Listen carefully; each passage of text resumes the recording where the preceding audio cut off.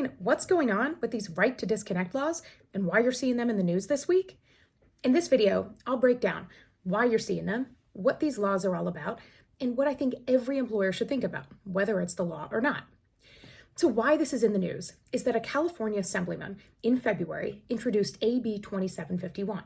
Now this is just a bill, so it would go through a whole process to actually become law and take effect. But it's actually pretty short. And so what it requires is in California that an employer and employee have to agree on non-working hours for that employee. And in those non-working hours, it says that an employer could contact an employee for scheduling or emergency purposes, but otherwise an employee would not have to respond to that employer. So how are things defined? Like, what does employee mean? Because in a lot of laws, you would see things like this applies to non-exempt, what a lot of people think of as hourly employees. Right now, as written, there's no delineation. So the employee would be both exempt and non-exempt employees, or hour or salaried. So as you think about it, salaried employees are paid for all hours worked, but this would require some discussion of what their actual working hours are. So it would be different than the current circumstances. But there is an exception for employees covered by a collective bargaining agreement. That means a union. And that's because employers and employees in a union environment have to agree on those terms and conditions of employment. So that would have to be discussed in those collective bargaining agreements, or CBAs. So that unionized employees in California, this would not apply to them as written. So what's an emergency situation?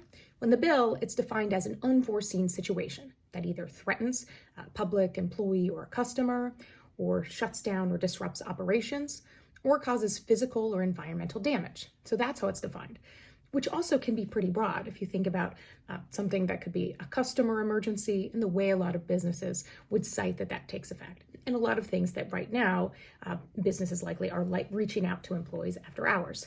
So this isn't a flat out prohibition on any of those. There are exceptions. And so as the bill goes through the legislature, I would imagine that there will be revisions to this language and compromises if this were to take effect. So then the question, what happens if an employer violates it? Well, this does include remedies in the bill. And so it says it's not a misdemeanor, it's a fine, that if an employer has a pattern of violations, they'd get at least a $100 fine. So overall, this law, and thinking about like, okay, businesses that would accept that level of fine, what I could foresee, though, are situations, if this were to take effect, of employers adding to offer letters language saying, given the nature of this position, there are no non-working hours, and that would be something that an employee would be required to sign an offer letter. I could completely foresee that. Or language like, your non-working hours are midnight to 6 a.m., your local time. Things like that, I can completely foresee. So those are ways that there could be other exceptions under the bill as written. So will this pass? I do not bet on California employment law because you literally never know. But again, because this is a bill, it'll go through a whole process. But why you're seeing these bills and these laws is that a number of years ago, these started to pass. So you saw places like Belgium, France, now Canada, and very recently Australia, and a number of other countries around the world have enacted these. This California bill isn't the first attempt to have these in the US. Like New York City tried to pass this about 6 years ago, and it didn't. And so no other state or city in the US has these. And it's entirely possible this will never pass in California, or at least not in this session, this year. But why you're seeing these in part is I think the way that technology has moved into work. And so this has become a trend worldwide. But so one thing that I think all employers should think about is backing up and wondering, like, instead of responding, like, I don't want a government telling me when I can contact my employees, but on the flip side, thinking about why is it necessary that governments are attempting or trying to attempt to limit these? Why is that even necessary? And a lot of it is, I think, that you look at how technology has come into our lives in many places for good, in many ways for good, but also there's so many studies of technology and social media and the impacts on children, but there aren't as many studies that I've seen on the impact of adults and how that can affect work. From a personal level, I think about when I was growing up, and my parents both worked, and we would go on vacation. And my parents might call and check into work once, maybe twice quickly. But other than that, when we would go, we would go and ride go-karts, do whatever, sit, hang out. And it was really having those experiences, and work wasn't a part of those conversations. They truly could take time away and recharge. The same thing when people came home from work. Some people might have a home office and work on things or have a typewriter, eventually a computer. But there were often really delineated times between when you were at work and when you were at home. But now with technology, and I think it's more and more ramped up, is this feeling of 24/7 always on. And so when people have their devices, their phones, of whether you have your work email on them or not. In a lot of businesses, that's just an expectation that you have work email. You may get notification by text or expected to otherwise be checking continuously.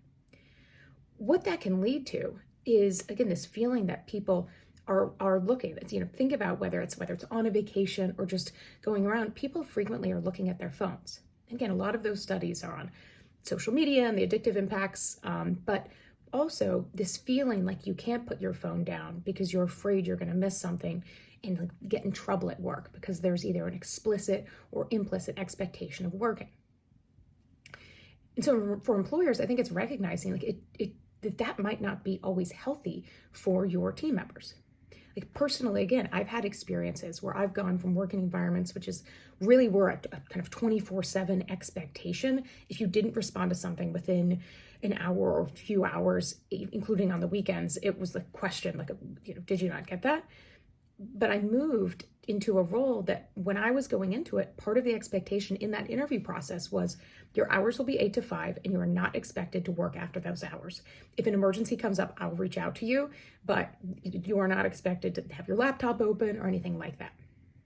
And for me, I didn't realize how much I needed that until I had it. And so the way that changed who I was, not just after hours and on the weekends, I felt present. I read books. I slept. The person I was to my family, to my friends. It transformed that. But also during the workday, on Sunday evenings, I worked Monday through Friday. On Sunday evenings, I looked forward to going to work. I felt like I would come in, I would crank through things, and I would be motivated to get my work done. And I enjoyed what I did. And I didn't always realize how much the schedule even had to do with that. But the data and the research, I'll link it in the video here, shows how important it is for people to have that dedicated time to recharge. And so for employers, there are going to be positions where people need to be on call. But that on-call aspect should absolutely be discussed and thought about whether it's absolutely necessary. Health, emergency situations, that's part of it. But even in those, what can you do to rotate it around so that it's not individuals constantly on call, 7 days a week, feeling like that? How can you rotate those around formally? But also it's thinking about some of those situations where you may be used to people responding or expecting that response, but stopping and thinking, is this the healthiest way to work? And is this really going to lead to the right results for us as a business, for our customers, for keeping employees and keeping them engaged? And so one thing that I think employers should think about with a lot of these laws and whether they take effect, especially in the US or not, but is just thinking about this always on culture and how that can impact you. As an employer in the US, you're likely paying healthcare premiums.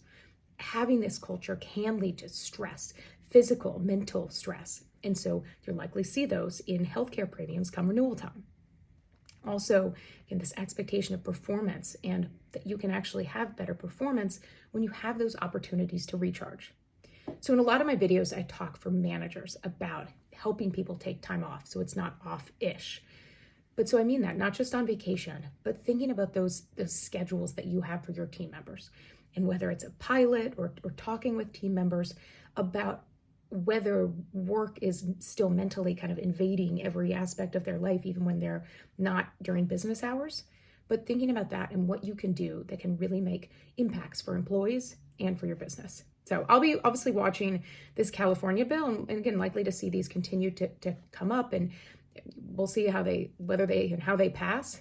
But I do think this trend of really thinking about giving employees opportunities to recharge is going to be one that's not going away, and that's going to be really important, and that employers that can do this proactively will absolutely see benefits in the people that want to come and work for them and stay there.